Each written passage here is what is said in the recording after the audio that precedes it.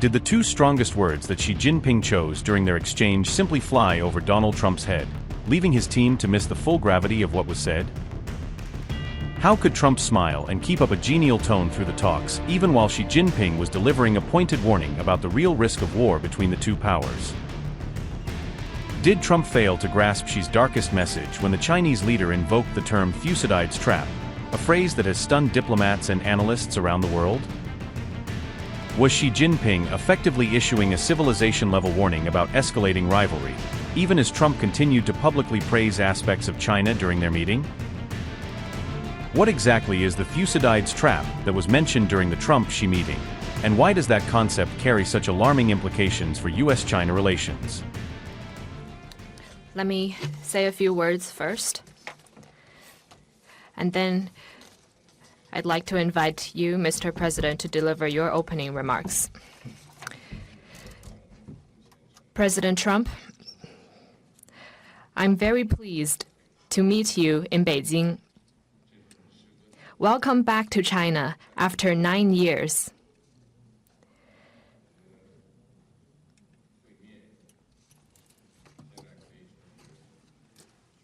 The whole world is watching our meeting.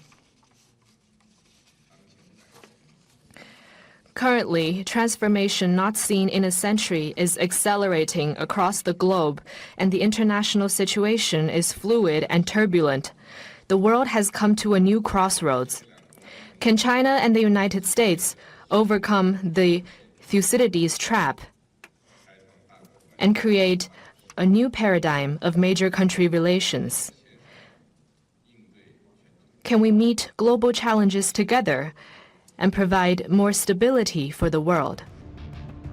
The Trump-Xi summit opened against a backdrop of mounting international anxiety, as diplomats and analysts warned that the risk of a future military confrontation over Taiwan has been steadily growing. Xi Jinping delivered a stark warning to Donald Trump, saying that any mishandling of the Taiwan question could rapidly spark skirmishes at the front lines and potentially escalate into a broader, full-scale conflict.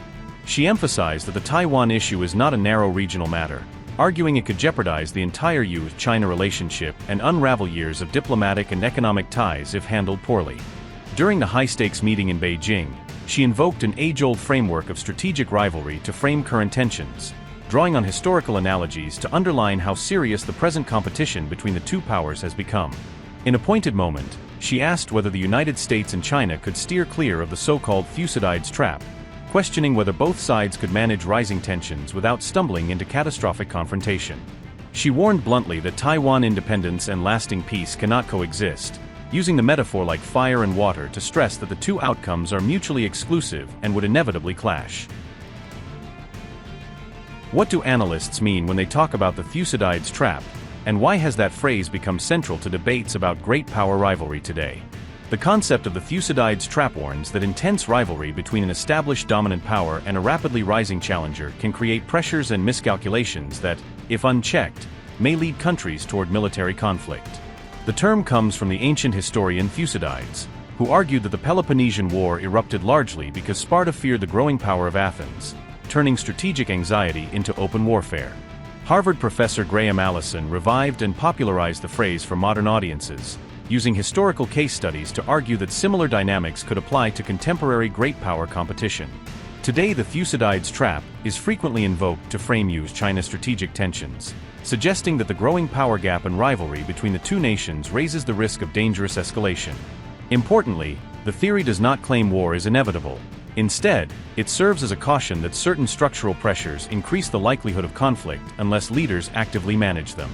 Some analysts point to the Cold War rivalry between the United States and the Soviet Union as a modern parallel, where competition and crises repeatedly tested both sides' restraint. Despite intense ideological confrontation, proxy wars, and repeated crises, Washington and Moscow ultimately avoided direct full-scale military conflict, illustrating that rivalry can be contained. The theory is meant as a warning, not of unavoidable conflict.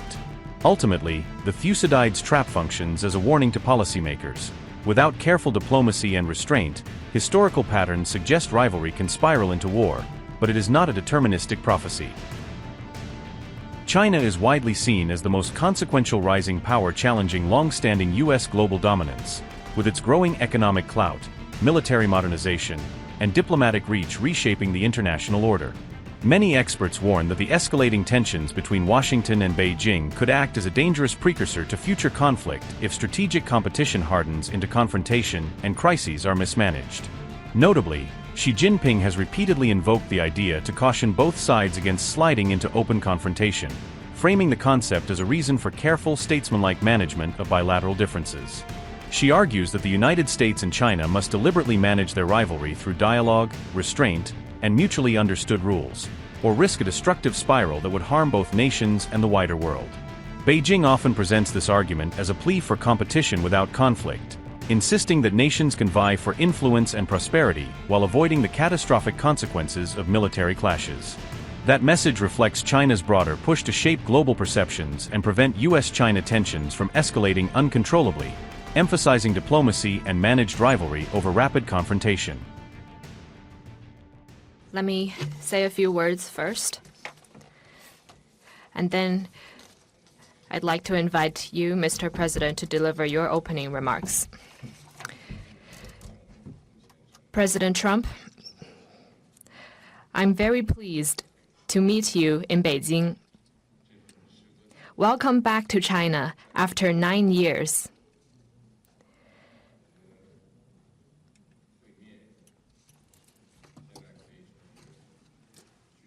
The whole world is watching our meeting.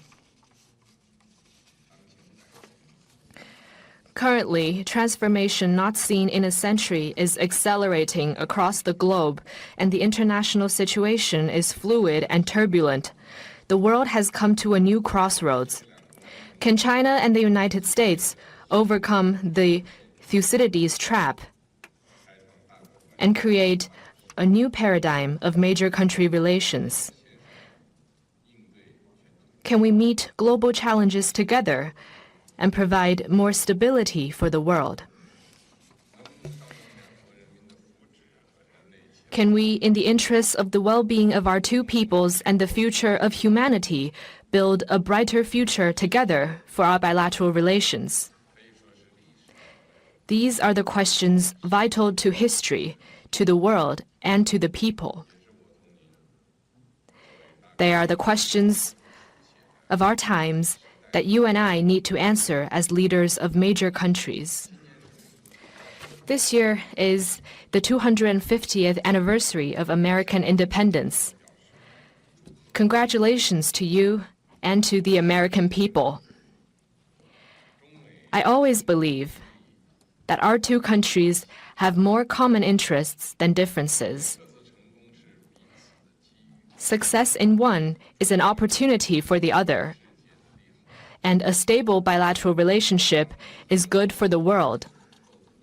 China and the United States both stand to gain from cooperation and lose from confrontation. We should be partners, not rivals. We should help each other succeed and prosper together and find the right way for major countries to get along well with each other in the new era.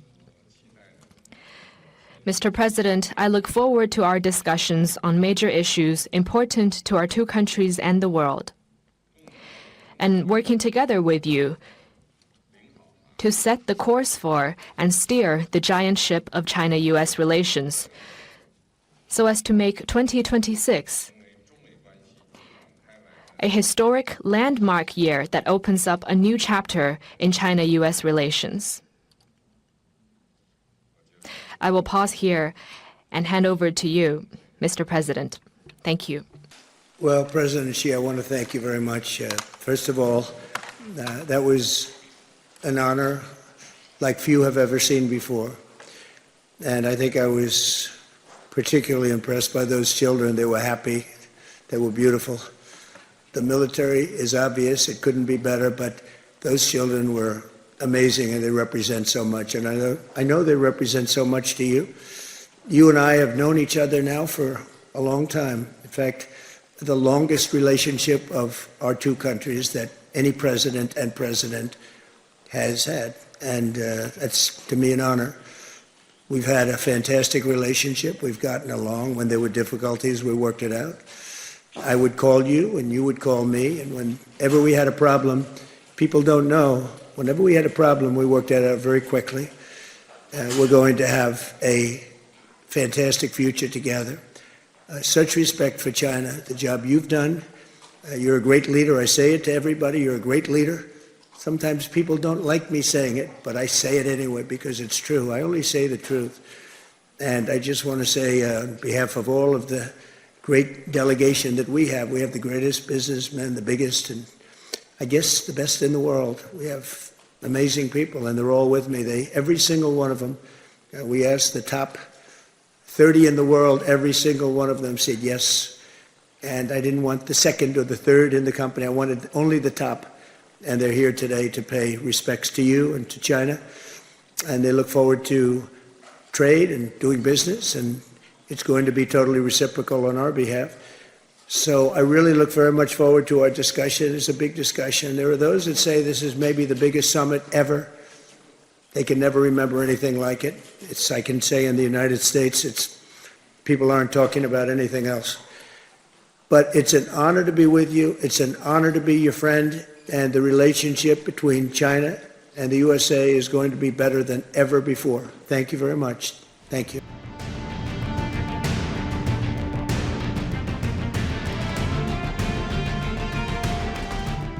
Trump pushed back, saying Xi's invocation of the Thucydides Trap was really a critique of perceived U.S. weakness during the Biden years, suggesting the Chinese leader was using the phrase to highlight what he sees as a strategic opportunity created by American decline. At the same time, Beijing reiterated its long-standing claim that the democratically governed island of Taiwan is an inalienable part of Chinese territory, reiterating rhetoric and policy positions that leave little room for Taiwanese independence. It's important to remember that Washington maintains close political and unofficial ties with Taipei while deliberately remaining vague about the exact circumstances under which it would take direct military action. Although there is no formal alliance, the United States supports Taiwan with arms sales, intelligence sharing, and military cooperation designed to strengthen the island's defenses and deter aggression. During the Xi meeting, Scott Bessent emphasized that Trump fully understands how sensitive the Taiwan issue is, insisting the president appreciates the political, military, and diplomatic stakes involved. Bessent went further, declaring that Trump is very, very resolute in his stance on Taiwan, conveying confidence that the administration would act firmly to defend U.S. interests and partners if necessary. Though the idea originated in ancient history, the Thucydides Trap has been repurposed to describe modern geopolitics, shaping how leaders and analysts interpret great power rivalry and the risks it poses today.